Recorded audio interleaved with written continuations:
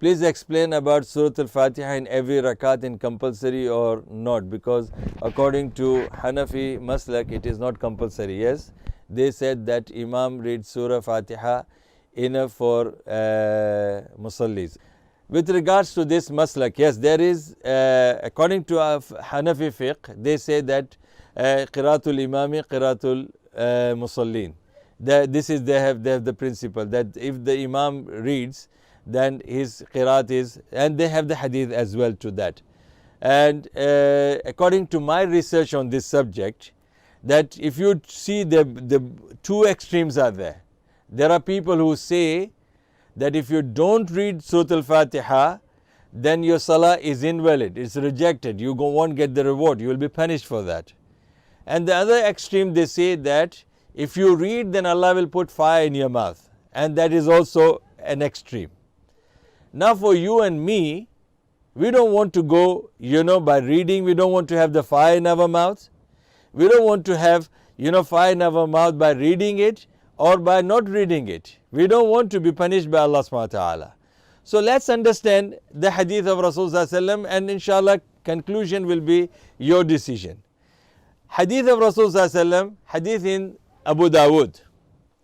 Rasulullah was praying Fajr prayer. Rasulullah was praying Fajr prayer, and it was a louder prayer.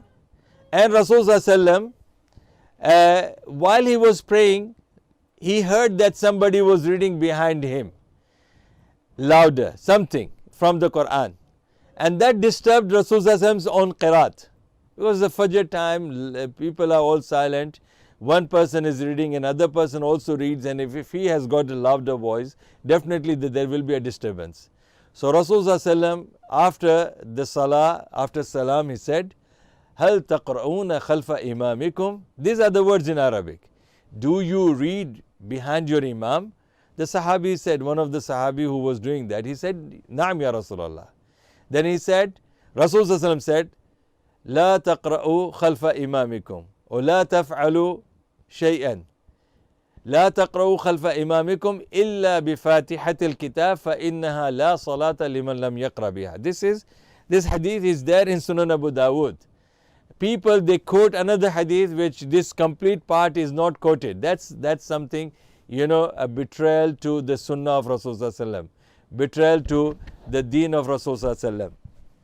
So what I want to say is, this hadith is Fajr prayer, louder prayer.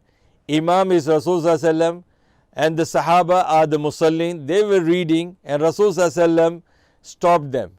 And he stopped them, but he didn't say to them, "Don't read anything behind the Imam." Instead, he said to them that do not read anything behind the Imam except Surah Al-Fatiha. So now this is very clear that Rasulullah did approve that you have to read Surah Al-Fatiha.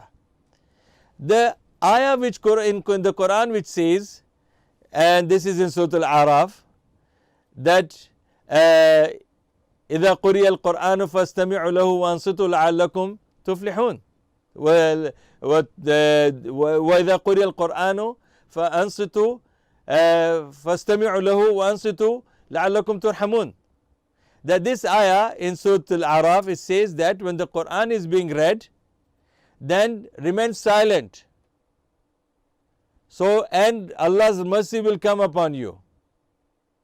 إِذَا قُرِيَ الْقُرْآنُ فَاسْتَمِعُوا لَهُ. You have to listen to it. وَأَنصِتُوا. And you have to remain silent, so that Allah will send His mercy to you. So based on this ayah, people, they make it general.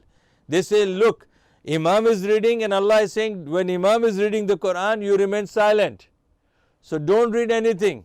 You remain silent. Allah subhanahu wa ta'ala will send His mercy upon you. So they say, look, it means that now this is something, a betrayal to Islam, a cheating and lying upon Allah and His Rasul. This ayah, if you read it, I'll give you the ayah number as well. This is Surah Al-Araf chapter 4 and chapter 7, and the verse is 204. Look how clearly it says, وَإِذَا قُرِيَ الْقُرْآنُ فَاسْتَمِعُوا لَهُ وَأَنصِتُوا لَعَلَّكُمْ تُرْحَمُونَ. When the Quran is read, listen to it with attention, and hold your peace that you may receive mercy. Now this ayah does not say where you have to hold your qiraat, which part of the Quran you have to remain silent, or which part of the Quran you should not be reading. You should not be reading anything, or when you are behind the Imam. It doesn't say anything. It doesn't say in the silent prayers. No, it doesn't even say. It doesn't even say that it is fard prayers. It doesn't even say it is Fajr prayer or Zohar prayer. So this ayah is general, and it is a lie upon Allah and His Rasul. It is a lie upon the Quran where you bring this ayah and fit in the Salat only. You can bring it, alhamdulillah, but at the same time you have to clarify this. This is what I am doing to you. Allah says when the Quran is being read, so it can be in the Fajr prayer, it can be Zohar prayer, Asr prayer, with the Imam, behind the Imam, alone by yourself. Yes, so Quran can be read in the masjid, Quran can be read in the house, Quran can be read in the car, Quran can be read in the street if you are walking. But that does not mean that this ayah you have to just specify only for the namaz. This is one thing. Second thing, this ayah says that the Quran, when Quran is read, yes, Rasulullah said, when do you read behind your Imam? And Rasulullah did say that when you are reading, you are behind the Imam, don't read anything, and he didn't stop there. And I can say that if you don't want to agree with this hadith, it's up to you, alhamdulillah. But as a Muslim, I know this hadith is authentic, and this hadith clearly says that don't read anything except Surah al-Fatiha. This is in Sunan Abu Dawud. But if you read in Sahih Bukhari, the hadith is clear by Abu Sa'id Khudri. If you read hadith in Sahih Muslim by Abu Huraira, it says that Rasulullah sent a man to announce the people. Rasulullah sent the man in Medina to announce the people that they should read Surah al-Fatiha. So this hadith and hadith in Sahih Bukhari, which confirms that Surah al-Fatiha, even behind the Imam, even in the Salatul Fajr, should be read, alhamdulillah. So this is my position, and let's go to the middle balance to this. MashaAllah, Jazakallah khairan to you as well. So let's understand this point.